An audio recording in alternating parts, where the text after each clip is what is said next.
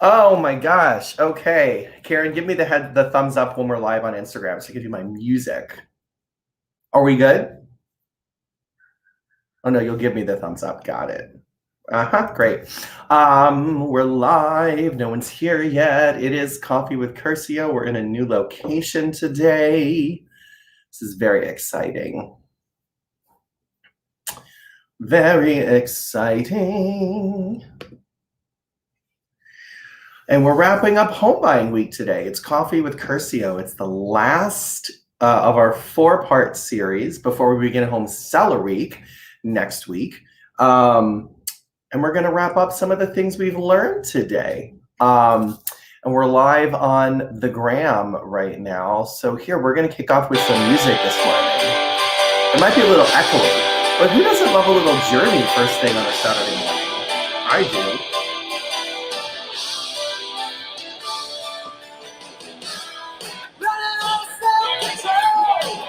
Oh, it's going to be a dance party, y'all. Yes.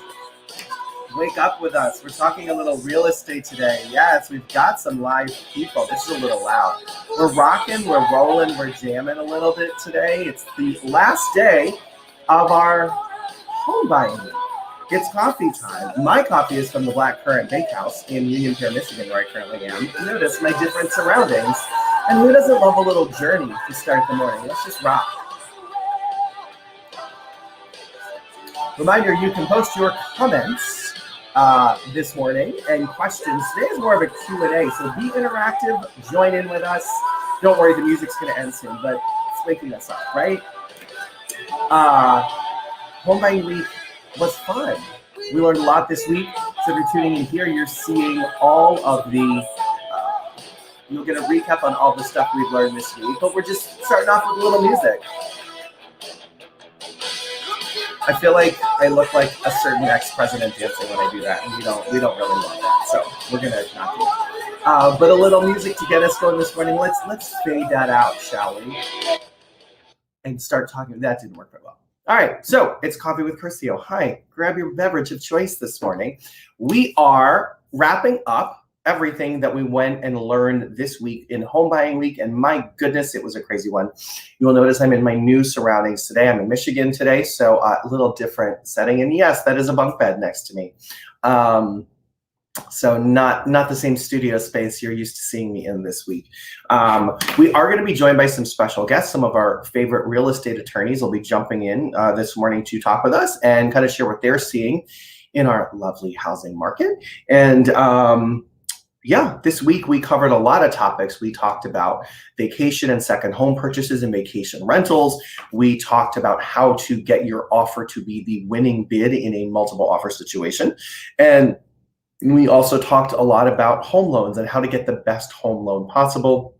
So as we go through this morning, I'll be wrapping up and touching on kind of the recap of and the highlight reel from those different days and those different events this week. As we wait for people to chime in and join us and such this morning, feel free to ask your questions. I can see comments that come through Instagram, Facebook, through Facebook and YouTube Live. Instagram, we have a little bit of an issue going on. But we do have some people watching on Instagram, so thanks for joining us. And sorry, it's right now you'll probably see my face perfectly when we have guests join. It might do this weird split screen where all of a sudden you're like, I hear people and I don't see them. So you might want to pop on over to Facebook. But we will keep this going here this morning. So at the start of our week, I'm going to start recapping what we've heard this week. The start of our week, we kicked it off with Julie Busby from Compass and Josh Weinberg from Keller Williams One Chicago. And the three of us kind of shared some of our favorite tips for getting your offer to the top of the pile, so to speak, and how can you be a winning bid in a very competitive market. And I think the most important part of that was communication and asking questions. Of course, it's having a good team behind you, making sure that you have a qualified lender, a qualified attorney, a good broker, but also making sure that you're asking the seller, what would your perfect real estate transaction look like, right? What is the right closing date? And really trying to get to the root of what's going to make that seller want to work with you and make it easy for them to say yes to your offer. So that was a key piece. We also went through using things like as-is clauses, escalation clauses, how much earnest money should you put in, etc. And but I think the number one piece that we did take away was ask questions, and how infrequently brokers do that in our experience. So if you're on the buy side, find out what the seller wants, but also it's so important to know that and remember that you're not going to get a chance for a set to throw your hat in the ring a second time. And on most properties, you should assume right now that there are going to be more than one offer. So keep that in mind. Don't think that you're going to have a chance to give a best and final, because sellers may not. If they got 2-3 offers and there's one clear-cut leader, it may just go right to that person. And even if you would have matched that price, might not be the thing that gets you the win. So that was a key piece that we took away from that part earlier in the week.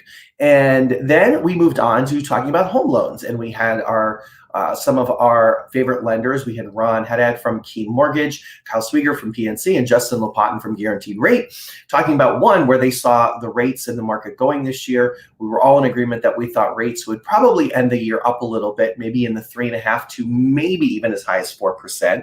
But generally, we see a lot of really good things happening in the economy. It's strong, and we're seeing a lot of good consumer confidence, and that usually drives the housing market. If you're just tuning in, by the way, for us, it's Coffee with Curcio. It's our last event of Home Buying Week 2021. Reminder that next week it's Home Sellers Week, and that's going to begin on Tuesday night. Similar schedule to this week. We'll be unveiling that over this weekend, so you see the different topics that we are going to be covering. Very, very timely for this market as well. So thanks to everybody who's tuning in and joining us either on Facebook, YouTube, or Instagram Live. We will be joined this morning for some special guests as we continue to talk about what we're seeing in the market. We've got two of our main attorneys, Kelly Fogerty, who might be replaced this morning by her husband, Dean Fogerty, because Kelly is a little under the weather, and Mike Mazik, and they'll be joining us here in a little bit. But in the interim, I'm just recapping the things that we've learned the rest of this week and sharing some of the tips we've gotten from our guests and special guests and partners this week. And we talked a little bit about what we learned in terms of strategy for multiple offers and home and how to get your offer to the top of the list. And now I was just kind of getting back into the note of home loans. So if you are tuning in, feel free to comment. I can see comments from YouTube. From YouTube and Facebook. Instagram, we're having a little bit of a challenge with, so apologies if you're watching there. When we have two guests on, myself and someone else, it's going to split screen where you don't see our faces, but you will hear our voices. So you might want to switch over to Facebook at that point, or YouTube Live. But Karen is being very delightful and helping me watching the Instagram comments. So she's trying to help us with our technological difficulties, if you will. Anywho, so home loans have been were the next topic that we talked about this week. And by the way, Kelly, I see you in the green room. I'll bring you in a little bit. Thanks for joining us. So we'll be there shortly. So our home loans, like as I was mentioning a little earlier, we think that we're probably going to be up to the 3.5% to 4% range by the end of the year, and that we will continue to see home appreciation. And it, this year as maybe as much as 10 to 12% over the next 12 to 24 months. And it's purely a function of supply and demand. There's been also a lot of talk about, is this a housing bubble? And I've been reading a lot on that and researching a lot on that where a lot of people think this is stemming from is if you look historically, decade by decade in terms of home starts, right? That's the amount of new homes that are built to meet demand for rising population. The last decade, 2010 to 2019, was well off the previous couple of decades. And so we are now, we think, seeing the result of that we purely do not have enough supply for the people that want to purchase. Additionally, a lot of people that are coming to the market to buy a home are not giving one to the market. They're not giving something for someone to sell. And we normally see these progressions of, someone sells, moves up to another place, the first time buyer comes in and takes that place, and it just, you just step up the ladder, if you will. That has not been happening as much this year. And if you think about it, if you have a house in a price range where there are 5 offers, that means there's 4 people that lost out that are then going to go bid on the next house. But if 2 more people come into the market, now it's 6 people. And so that just keeps happening. And that's probably, I think, going to happen the majority of the year. And so, but that said, a lot of us are thinking, what's going to happen come fall, where there's been the consistent message of 6 months of sell your house, there's not enough homes in the market.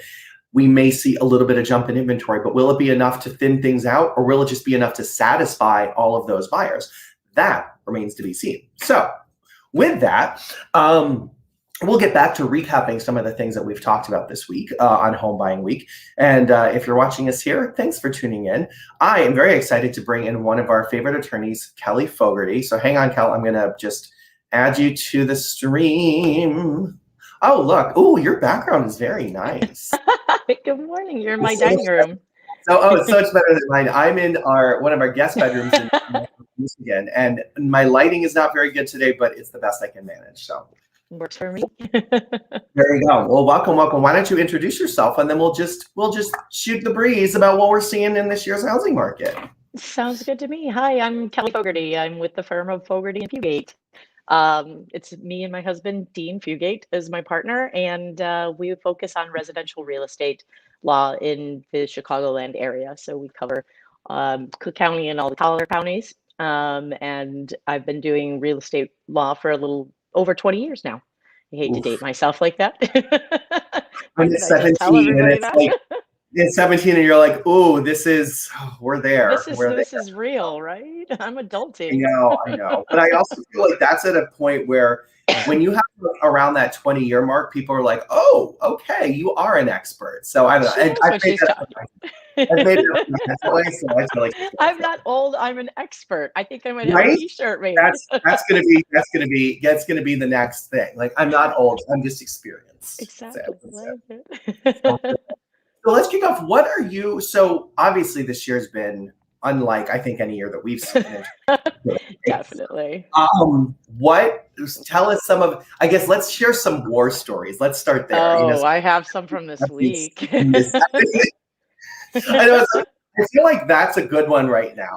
This is for those that are tuning in, like, this is a little peek. This whole week has been a lot of peeking behind the curtain, I feel like, in terms of what we as brokers that work in this industry and in this market day in, day out, what we see that would probably surprise a lot of people. So anyway, I'd love some war stories of what you see. Well, I have my best but worst war story, so I hate to scare anybody, but I had a buyer last week, wonderful, sweet couple about to have a baby. They're moving from their condo in Chicago, and they're buying a single family on the northwest side.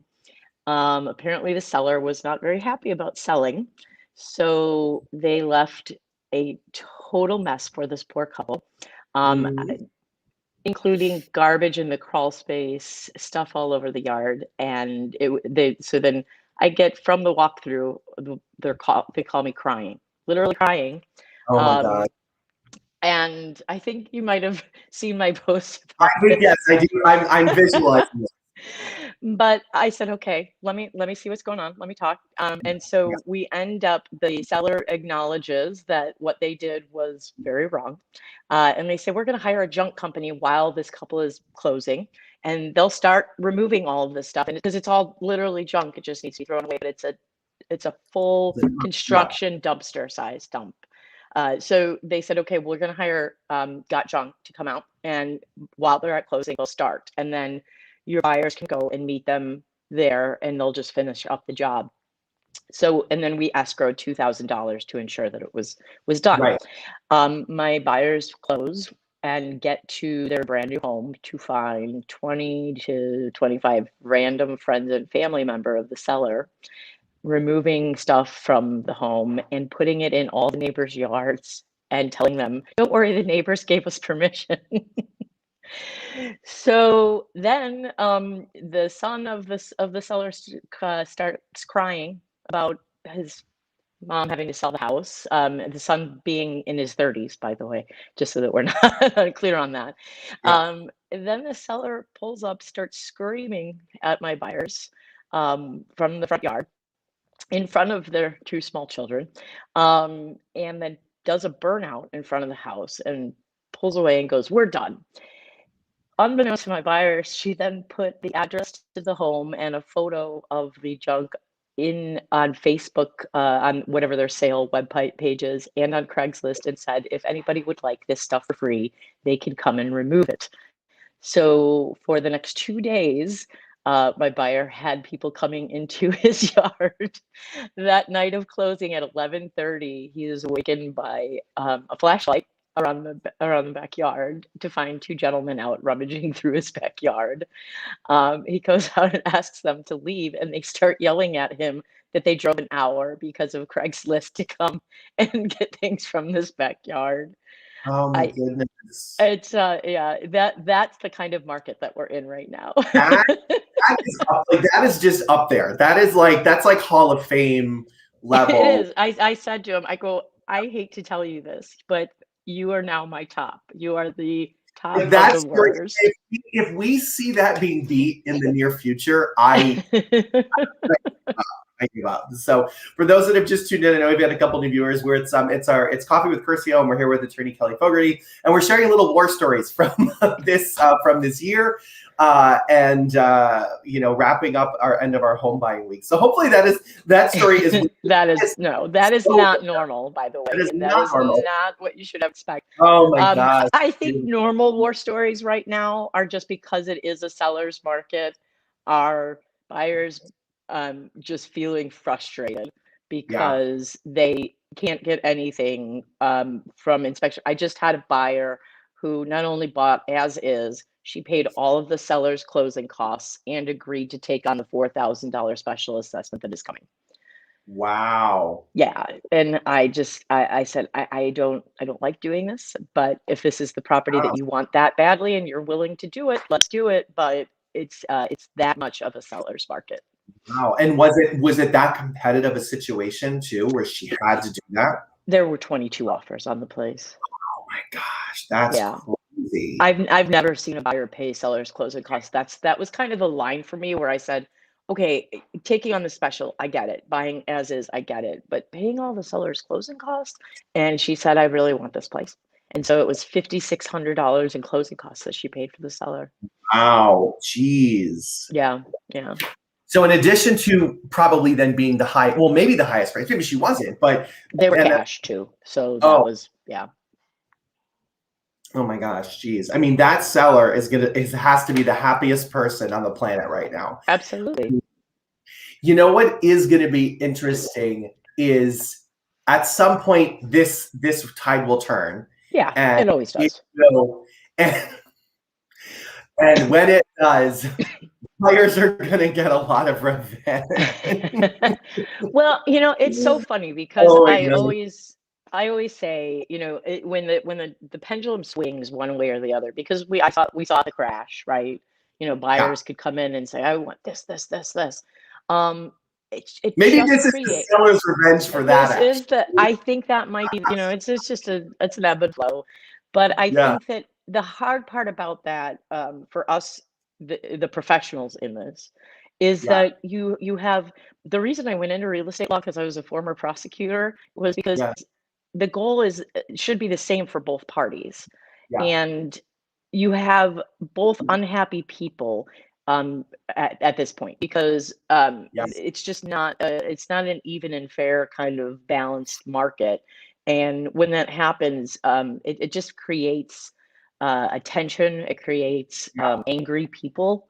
And I think that's for our process. That's not a good thing for the industry necessarily, because you want people to. This should be an exciting, big step in their life. And so when you feel like they're going into it kind of kicking and screaming, it doesn't feel great.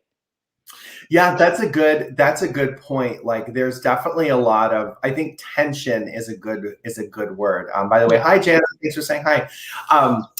I think tension is a really good thing, and you're right. Like, it's not necessarily the experience that people envision or would have envisioned even a year ago. I think that, and so I think we have to set expectations Yeah. when we're working with buyers, because the one thing that I'm seeing a lot of that is driving me bananas Mhm. is the as is that's not really as is. And Yep. so I have all of these sellers who are accepting as is offers, and I have to tell my seller clients, look, I understand you took this as is, but I just want to prepare you. Buyers are saying as is, and then they get into an inspection, they go, yeah, I think I want to ask for something. And so be prepared for a request. You can turn them down because it's as is, and you can say no. But what it does is it creates this a greater tension in Yeah. because now sellers are pissed, right? They Well, think and that it's not like you were disingenuous in your right request and right. situation. And Yeah. it sets a tone that then carries through for the rest of the transaction. So the one biggest piece of advice I can give to people is it's a contract, not a suggestion. If you Ah, say you're going to do something, do yeah. it, because you're going to, have a negative tone and experience then carry through the rest of the Yeah. transaction. Well, and something that we've seen is when we've seen actually those buyers do things like that. Sometimes the sellers are, if there's a backup offers, Oh, absolutely. They'll they're just killing see like the deal, and and they're and more out of spite than out not out or out of yes. just the It's idea that of it. frustration of like you made a deal here and now you Mhm. want this, and that's not what we agreed to, you know. Exactly. I think sometimes people forget, you made a good point, like it's a contract, not a suggestion. God, I love that. I'm gonna use that a lot. It's and I think the other part that people, and again, this is home buying week, so we want to focus this towards like, okay, home buyers, listen up. I think one of the things people forget is, if you're making that commitment, that may very well be the reason that your offer was chosen over someone else's. Oh, So if absolutely. I'm the listing agent, by the way, and you go to that and you go to that, you say as is, but then you bring us this laundry list of inspection requests. Hmm. My first thought is, where are those backup buyers? And I'm getting on the phone and I'm Well, calling those agents to say, listen, we might have a problem with our buyer, mhm.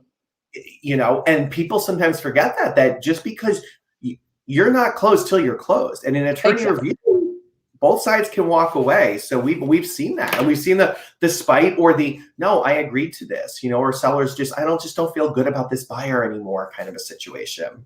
Exactly. And what it says, what the message that it sends is not just, well, they reneged on their, as is, but what are they going to do down the line? Yep. And that's the thing that people don't understand is the whole, well, maybe I'll just ask and see. That's not the message you're It's sending.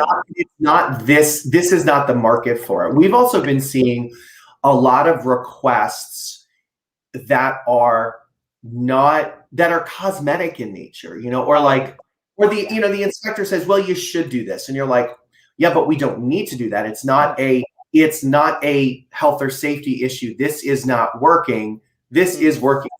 We just had a letter yesterday where a buyer asked for the screens. Like they said, we want screens installed on all the windows. I'm like, and so for buyers, here's a good point. When you sign up for real estate purchase contract, and you should read through it, there is a note, there is a part of our standardized state approved contracts that do state that you are taking the property in the condition that you saw it in at your Mhm. showing.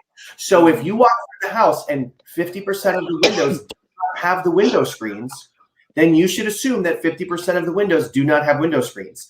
Yeah. We are not going to like the seller does not have to upgrade the house for you. My You know, favorite word, yeah, upgrade. this isn't. We're not here to upgrade for you, and I think that's what a lot of times buyers forget. And I think honestly, that's also why it's really important to work with a well qualified and well versed real estate attorney, because a lot of times I think those requests, some of the attorneys will say, well, let's just ask. But if the attorney doesn't know, it's important to tell your attorney what, and the attorneys to ask. We've seen a lot of our best attorneys, and Kelly, I know you do this too, so does Mike, like, tell me about the negotiation. What should Yep. I know? Because that's going to color to a degree your advice here, Oh, to that, absolutely.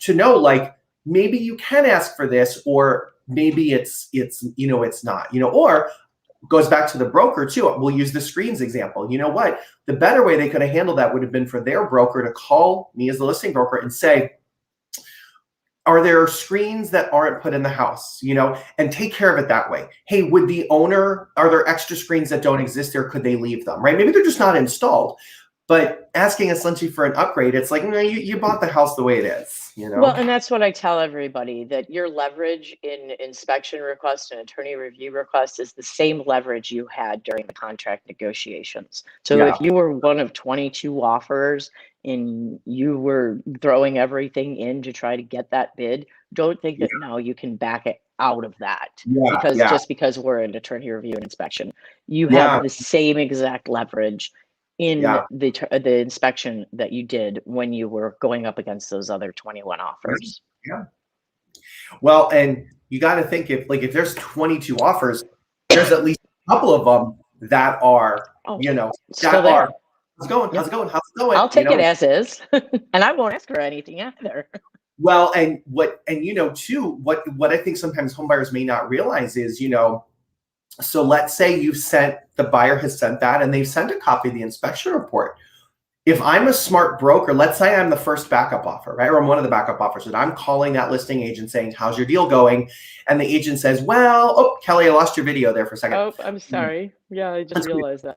Oh, I'm back. Oh, you're back. There we go. You know, as if I'm that backup agent calling, how's it going? And they say, well, it's not going great. Well, tell me what's going on, you know, like, because I'm thinking, how can we fix it? You know, if I'm that agent, one of the things I would be asking is, would you be willing to share the inspection report with us, right? Because maybe then the seller's agent shares, if the seller then shares that inspection report with that buyer. Yeah, you just saved him how much on an inspection? Like, nothing here is crazy. We'll agree on as is, and you have, like, we'll put it in, like, there are no, you know, or maybe they say, you know, that inspection company, they're good. I'm going to read the report. I'm not going to do my own inspection. I'll waive it, you know. So all of and the buyer things, just saved them money on an inspection. Right? So maybe that's it. Maybe buyer says, hey, I'll take that report. I won't spend the money. I'll give you the $500 for that. You know, there you go. Yeah. There's so many things that can be at play. You really have to, I think, mind your P's and Q's and understand, again, that sellers, you have to kind of walk on eggshells. And I know people don't want to do that, you know, and this is, I think the negotiation part for any buyer and seller is the worst part of a transaction, because I've said this for years, as a society in America, we're not a haggling nation. We're not a negotiating nation. We are, I walk into Target. If I think that has value at that price, I buy it. If I think the value isn't there, I walk out. I don't haggle over it. And then when it comes to this, we're expected to haggle, and we don't know how to do. That's a great point. No, absolutely. And when we get uncomfortable, we shut down, and that's what I think is happening in a lot of these transactions. So. Yeah, and I also think that people have right now we're in the mindset, or I think just as a society, that everything should look like it looks on Instagram and be perfect.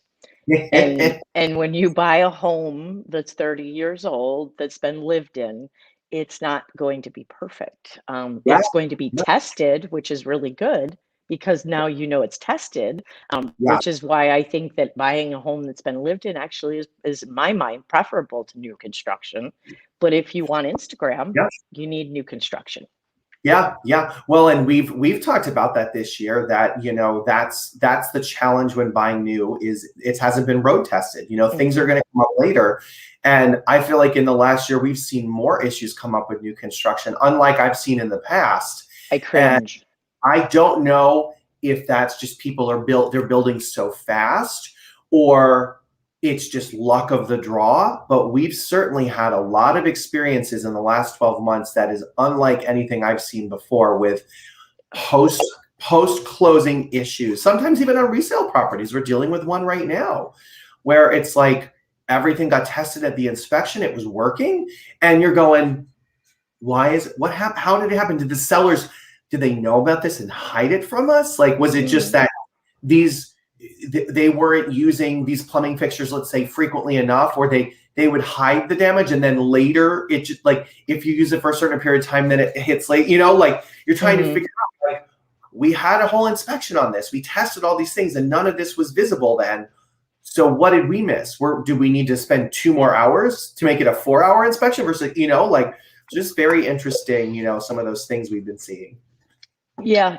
I mean, I think that it's just a matter of realizing that the bells and whistles that you see aren't really what you want, and aren't shouldn't be your first priority in Yeah. your home buying. It's the things that you don't see, and the things that that should be tested. So it's great. It's got nice appliances, but what's going on with everything else? The paint colors, you can change those. But if the wall is bowed, there's a problem. That kind Right. of thing. Yeah. Yeah. Oh my gosh. Well, this is great this morning. We have a Mike, our next guest, coming on shortly. But any other words of wisdom for our folks that are buying homes in this year, other than maybe drink heavily? That's There you go. No, you know what I think the one good thing that we've learned this year is the value and importance of home. People were so focused on, I'm going to go travel and I'm going to have all these experiences, and that is Yeah. important, but your home is your home. Yeah. And placing a value in that, and in the fact that this is where you're going to spend time, and this is where you now are making most of your memories, Yeah. realizing how important that is, and having the kind of the sight of, okay, is this going to be a place that I want to be for a Yeah. big share of my life? And so I think that the importance of home has come back, and I really like that about this year. So I have some silver linings from this year. I agree, and just such an interesting year. I'm so how we will look back on 2021 5 to 10 Oh, years from now. I always wonder, because I have a 10-year-old son, and I always wonder what his conversations when he's in his 30s and 40s, what he's going to say about, do you remember when Yeah, yeah, 2020, 2021? yeah. Crazy, crazy. Oh my gosh. So Kelly, thanks so much for joining us this morning. I hope you feel better. Thank Uh, you. Sorry, I have a little cold. oh, you sound great. I was like, I wouldn't have even known you were sick. So thanks for joining us. I'm going to kick you back into the virtual green room. Hang out for a little while if you like, but I appreciate it. We'll see you soon. Thanks for See joining you us soon. today. Thank you. Bye. So that was attorney Kelly Fogerty, who's one of our favorite real estate attorneys. And for those that are tuning in, this is our last morning, our last event of our 4-part series in home buying week this week. And I really appreciate everybody that's tuned in on YouTube Live, on Facebook Live, and also on Instagram Live. Those watching on Instagram, apologies for the when Kelly was on, you probably saw a split screen and like maybe my ear and maybe her ear, and you could hear us, but you couldn't see us. There's a little glitch going on. So apologies on that. But you can still hear us. So there you go. And as you're watching today, and especially if you're tuning on Facebook, like, comment, share. We can see your comments directly through YouTube and Facebook. And I am, and my friend Karen is monitoring our comments on Instagram for us. So appreciate you guys tuning in. Some really great conversations there with Kelly as we were kind of sharing some war stories from 2021 and things we've seen. And if you missed the story earlier, her biggest war story was she had clients this week that were closing. They showed up for the final walkthrough. And in a final walkthrough, when you purchase a home, the seller has supposed to have removed all personal property and debris, right? So they shouldn't have boxes left. They're supposed to deliver the house in a broom clean condition. And in this situation, the sellers left a lot of stuff still in the house. So they negotiated for them to have a junk removal company. I guess they actually didn't get a junk removal company. They had all their friends and family come take stuff and then go down the alley and throw it into people's yards, and then post it on Craigslist. Hey, we got free stuff in our yard, come take it. And for 2 days, people just kept swarming these folks' new house. So I've never heard anything that bad. Let's hope that is the worst story we get out of 2021, but it's to that level. And we even talked about, is 2021, is this seller's revenge for 10 years ago, 2011, when it was the absolute bottom of the market and it was full on buyer's market. And it may just well be. So maybe that means 10 years from now, it'll be a supreme buyer's market and like this will come home to roost. At some point, the buyers are going to exact their revenge on the sellers. Because we do have a lot of situations where buyers are getting frustrated and it doesn't necessarily feel like an equitable and fair transaction. And my answer to that is a little bit par for the course. So get yourself some sage and be ready to sage the hell out of the house. drink heavily, maybe, and just get ready for a little bit of a war, because that's what it's like right now. But forest through the trees, if the property's worth it, you look ahead, and maybe it's not. Maybe you get in a deal with a seller and you say, oh my God, these people are horrible, and they're not, and it's not the right deal, or it's not the right house, or what have you. And maybe you're moving on, and that's okay. No one ever died from not buying a house. It's okay.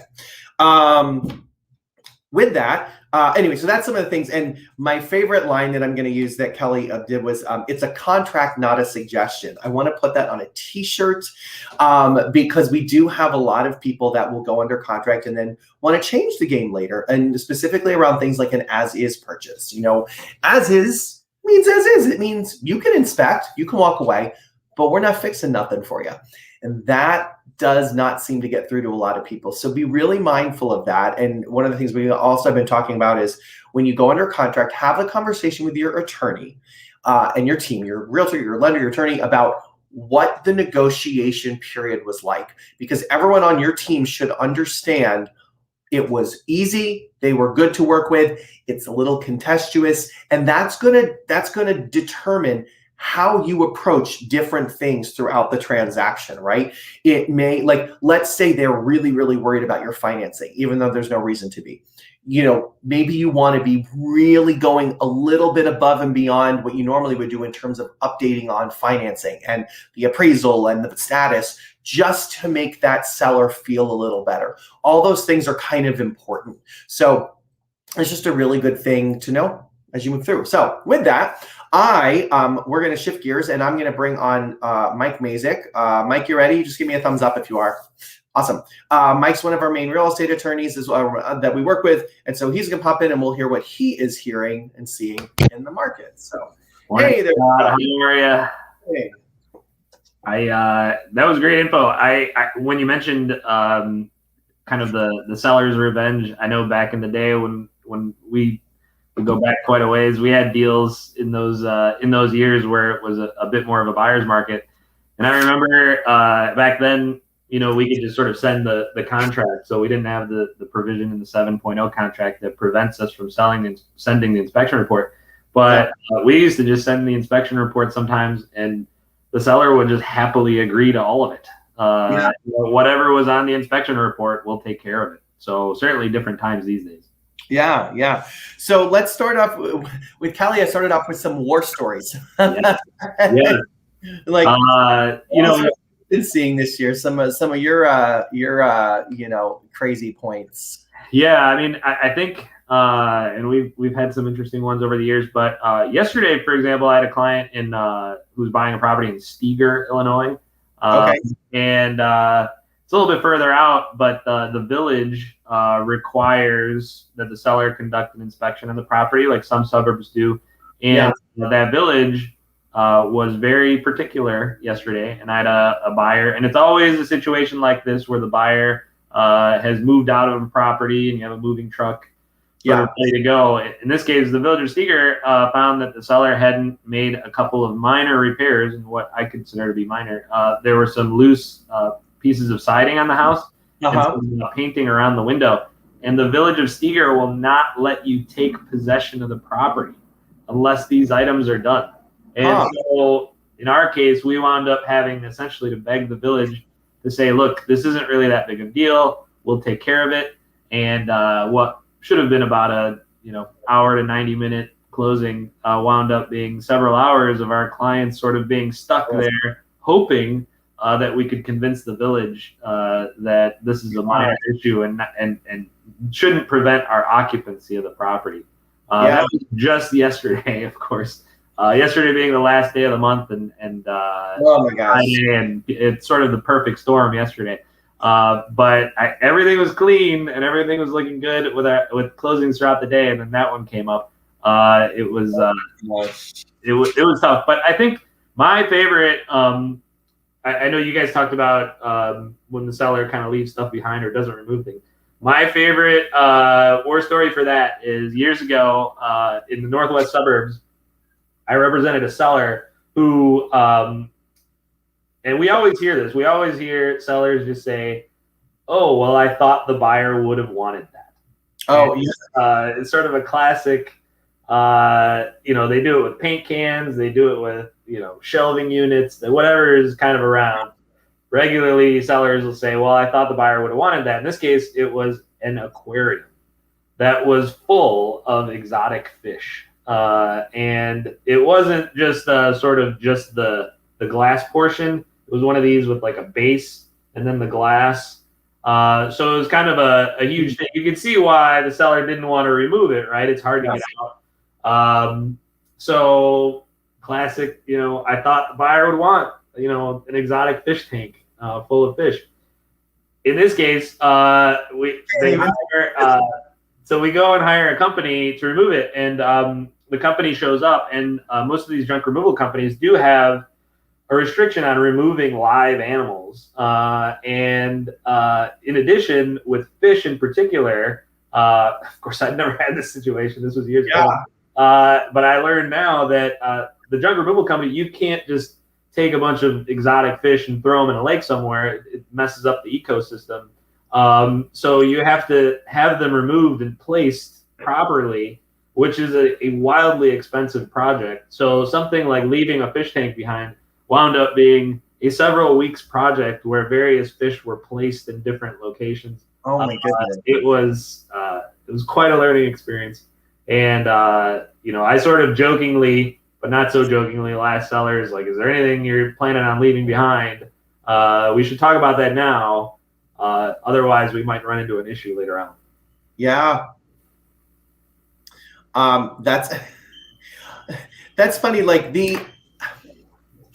who would aquarium? I don't know. I mean, that's just, well, and I showed a house to clients the other day that has a built-in aquarium. And so immediately I'm like, oh, they better think about that. Yeah. I mean, if you keep it, it's fine, right? If the buyers just want to have the fish. And in many ways, if the seller would have just sort of given it to somebody else or asked. Yeah, right. But yeah, leaving fish behind, leaving animals behind seems strange to me anyway. But I mean, at this point, we've seen so many different walkthrough issues over the years. I remember you and I had a transaction years ago where, and I've since learned that this is this buyer's attorney's sort of thing is that the contract, anything that's attached to the property is ultimately a fixture, and fixtures have to stay.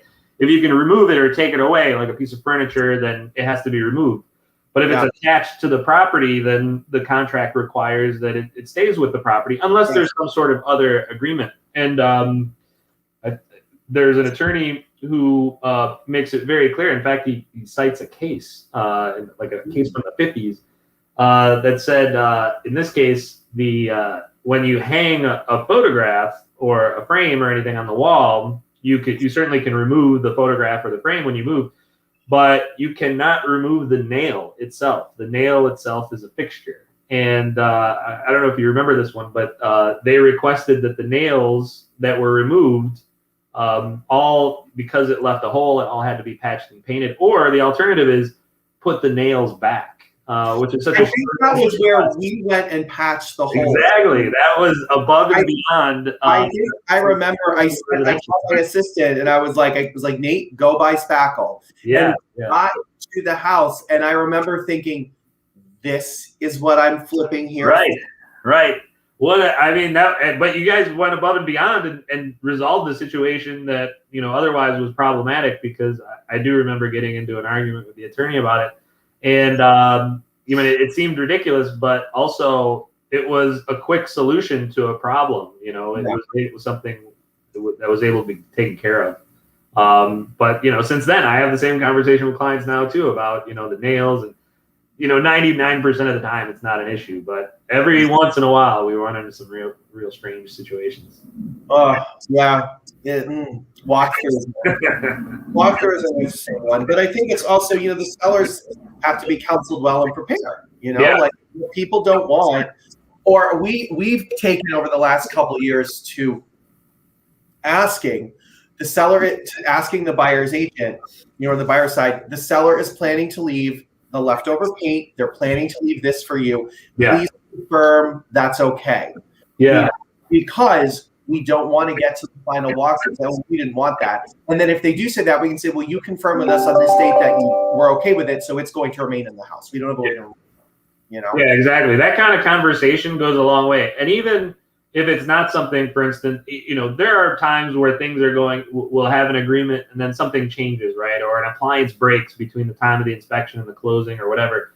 So there's a certain amount of flexibility that we have to have. But those kinds of conversations, having that kind of a discussion is really, it's a lost art. I was talking with a fellow attorney colleague, and we were talking kind of about, changes as a result of the pandemic, and things are a little bit more remote, right? We're not having as many conversations with the other side. And so when it's in an email or when it's on paper, it doesn't quite have the same kind of effect that if you were in person. In fact, we do at my firm, I do litigation work, and I was saying that we've settled cases on the elevator ride down from the Daily Center. I've settled cases with other attorneys because we all have to get on the elevator and we all have to go downstairs and we all have to leave the same way. And you can't, even if we're argumentative or combative in the courtroom, you still have to interact with this person on a normal level. You're not going to see somebody in the elevator, and it doesn't go that far. It stays in the courtroom, and then you move on and you have a normal relationship with people. And so in the real estate world, that kind of a call or that kind of a conversation is really, it's not common. And I think it's so much easier for someone to not pick up the phone and call, and before a walkthrough, not send a text or something prior to closing day, or not have that kind of a conversation, because it's easier to send sort of a blanket email, long before the closing, and sort of forget that we still interact with people. And it's one of the things that, when we talk about inspection items, you and I have had some deals recently where just picking up the phone and talking to the other attorney or talking to the other agent, or that kind of a conversation, just take it off email for a little bit and just appeal to the sensibility of someone. Like, are we really going to blow this deal up over $250? It seems like, and giving a little bit of a background, my client's not an unreasonable person. My client's just looking to make sure the HVAC is working, and the AC hasn't been on, so we don't know. So we just want HVAC to be cleaned and serviced, and it's not an unreasonable request. We're not asking for something ridiculous. That goes such a long way these days, because right now everything is just a little bit more remote, a little bit more email and text driven. Yeah, fair. I've seen a lot of the transition is sort of coming back. Obviously, people are getting out a little bit more, but a week and a half ago, I had, for the first time in over a year, I had a closing where I represented buyers. My buyers were there. I was there. The seller's attorney was there, and the sellers were there. It was wild. I haven't seen a closing like that in a long, long time. For most of for some of the people listening, for a lot of the pandemic, it was really just buyers, and in some cases, buyers and buyers' attorneys. But that was really it in terms of who could be present at the closing, because title companies are sort of high traffic areas. So it was kind of a throwback to see everybody. And the wild thing is, the sellers and buyers got along really well. They had such a great conversation. They got to chat. They got to talk about all the things we used to talk about at a closing, right? When we were all there, you talk about the restaurants, neighborhood, talk about neighbors you like or don't like or whatever. Those are all things that we used to experience years ago at the closing, but now it's a little bit different. Yeah. Well, and it's, to your point, I think there is a lot of, it's just been a contentious year too. So I think everyone's just really on edge and always anticipating that somebody is trying to screw them in some way. Yeah, it's definitely more combative. I think if you put your mindset or put yourself in the mindset of a seller, you sort of hear on the news, or you see it's such a seller's market, and you see a lot of the same kind of information, and you sort of feel like, well, I'm in charge now. Like you said, maybe we're sort of getting even from 10, 12 years ago, or I have to maximize the money that I can out of this transaction. This is my biggest asset. I have to make the most money I can possibly. Maybe I'm going to go retire, go to another state or whatever. On the buyer side, you have a similar sort of stress, and that being that you're paying at or above purchase price in many cases. You're competing with other buyers. You're in such a competitive market, and you're probably going beyond your comfort zone price-wise.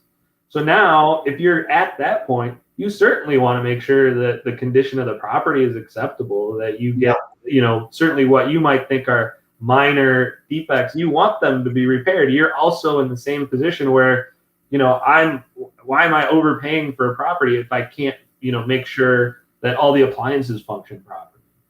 So the same sort of pressure is on both sides of the transaction. That's why, on the attorney and agent side, it's our job to make sure, I regularly have to tell clients, look, this isn't really like a personal thing. They just want to make sure that this works. This isn't something, they're not saying that you left your home in poor condition or that you didn't take care of your property. This is just a normal part of the process. And, kind of taking our clients away from the more combative nature of this business is sometimes helpful. And it's one of the reasons we're all involved in the transaction, quite frankly. Like it's really helpful. Got it. Well, any other tips for since it's home buying week? Any other tips for our home buyers as they navigate this crazy market here? Yeah. I mean, it's like Kelly mentioned, like you guys talked about. There's a certain dance that we have to do with when we're buying a property, where we get under contract and then inspection items come up. And, when I go over 3 points with buyers when we decide what we're going to ask for. And the first is, how high or low, in contrast to the asking price we came in. If we came in low, there's a certain expectation. If we came in high, there's another expectation. We also want to know how long the property has been on the market. So that's the second item. And the third item is whether there's multiple offers. And all of that should drive what type of inspection request you make. There are so many ways. I mean, I've seen deals fall apart in the last couple of months over $180, $250, and $500. The whole deal just falls apart. So, we can just kind of go through the process and just ask for things. But at the same time, if we know that even if we're asking for, a $250 repair, let's say, to a stove or something like that. Yeah. We can ask for that, but there's such a high level of risk right now.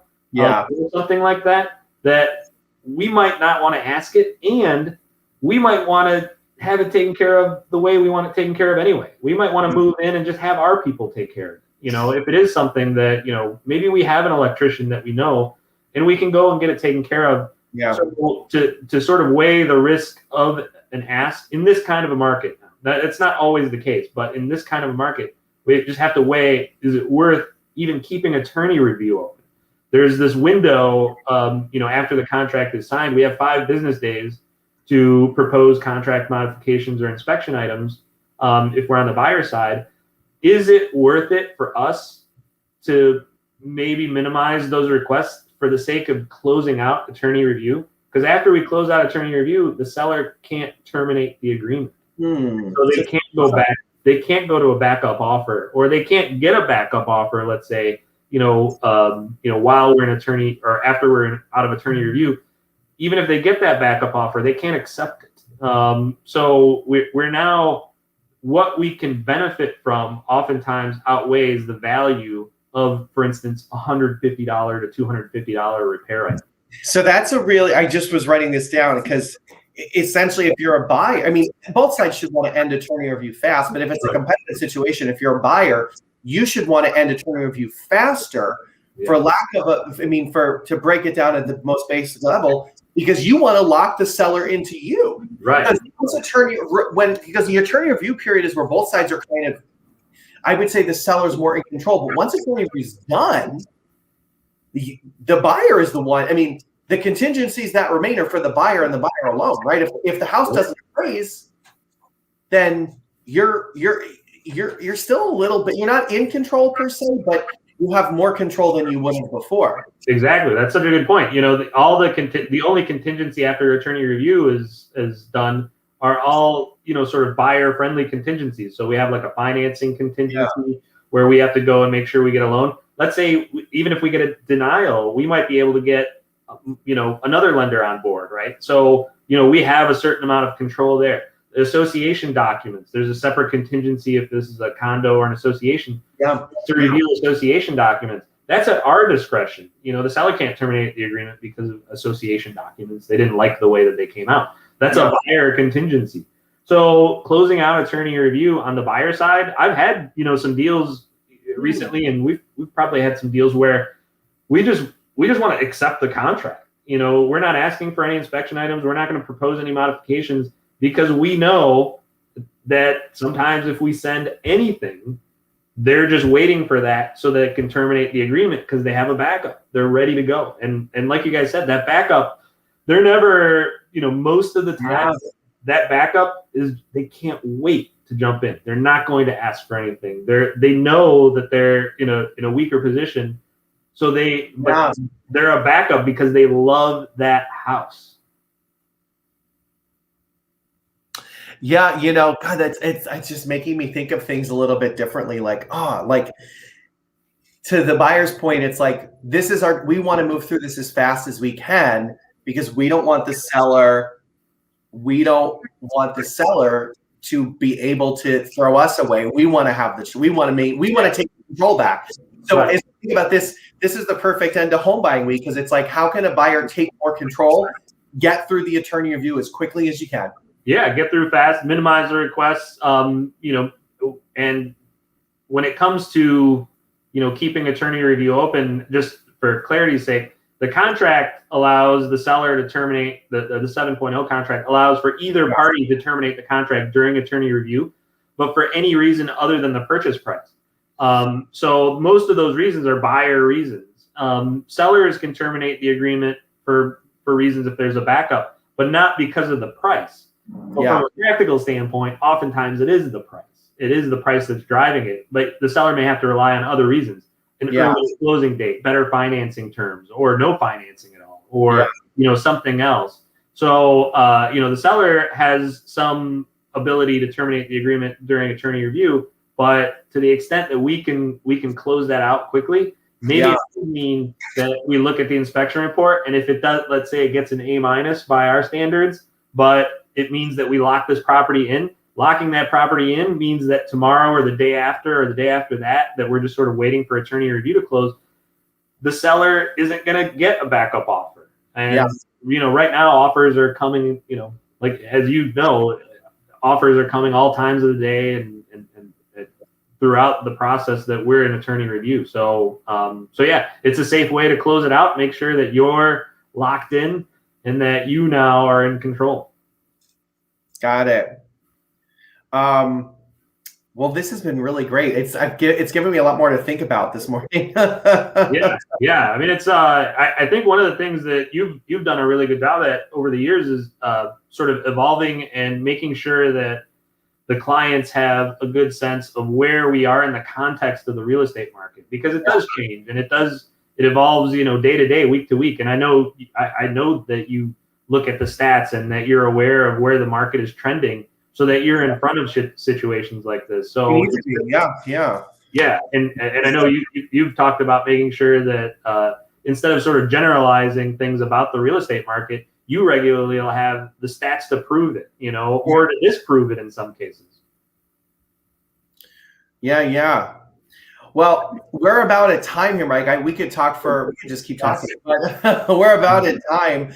We're trying to keep this to an hour. So I really appreciate your time this morning. And I've got a lot of great things that we're gonna put into practice here, and also just keep pushing out to our buyers and such. So thanks for being our final guest at Home Buying Week. I'm gonna send you back to the virtual green room. Thank you, Attorney Mike Mazek. I'm gonna send you off, and we'll see you soon. Thanks so much. See you, Scott. Thanks. Take care. Oh my gosh. Well, that was a fantastic end to our home buying week. Thanks to everybody that's tuned in on Facebook, on YouTube, on Instagram, and watched our little dog and pony show here. We tried to spend this week really trying to tackle all the different topics and categories and things we've seen with regards to this year's crazy, crazy spring market. And I'm really thankful for today's guests, attorneys Kelly Fogerty and Mike Mazek, each of whom had really, really great things to say. If you missed parts of it, I hope you guys will go back and watch the replay here that we'll have on Facebook. I think some of the best parts we heard today was really, if you're a buyer, just being mindful. Like if you want something in a multiple offer, remember sellers are hearing it's a seller's market. They're not apt to do much of anything for you on an inspection. So one of the keys that I think Mike brought up is get through attorney review as fast as possible, because once you're through that, the seller can't dismiss you. Once the attorney review is completed, the contingencies that remain are buyer-friendly contingencies. And I think that's a key piece is so move it. Get your inspection done, get through. Don't be super, egregious with your inspection requests. Just try and move through that attorney review as fast as you can. Because remember, you still have your review of the condo docs where you could pull out of a deal if it's a disaster, or potentially have to, maybe we learn there's a special coming that you're renegotiating some things, or you're in your mortgage contingency and your appraisal. So you've got other parts there coming down, but generally it is a seller's market. And you have to know that in most situations as a buyer that you're not going to be asking for as many things on an inspection that you would have 2 years ago. You're going to probably feel a little bit like the transaction is not fully equitable. And that's true. It's not. It's more heavily weighted towards the seller right now. So I think in closing, from everything we've learned this week is there's so many resources and ways for you as a buyer to be smart and make your best move and such. The flip side is remember that you don't have, that it is the sellers are more in control and you have to play their game a little bit to get to the finish line. So thank you everybody for joining us this week. Next week, it's time to give our advice to sellers. So we begin that Tuesday, May 4th at 7 o'clock. Same schedule as this week, Tuesday, Wednesday, and Thursday nights at 7, and then Saturday, a week from today at 10 a.m. for our recap week. And we hope you'll be able to join us. Check my social media platforms for the full schedule and all the information that's coming at you this week. And we hope that we'll see you again soon. Please like, comment, and share. And if you have a real estate need and you want some advice for yourself, please send a message and get in touch. Look forward to seeing you soon. Bye now. Thanks for tuning in. Bye, guys.